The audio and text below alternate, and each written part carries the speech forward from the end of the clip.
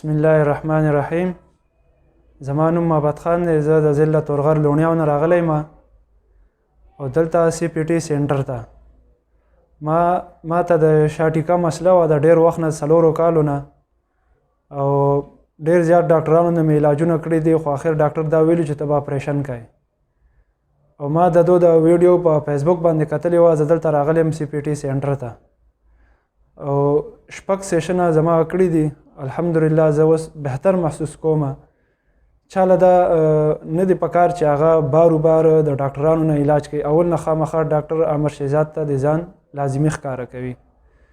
چاته د پټو مسله وي یا د شیاټیکا مسله وي یا د مهرو مسله وي نو هغه د لازمي دو سره رجوع کوي. دا په پنډۍ کې پیربدایي پېښور روډ باندې دی. والسلام.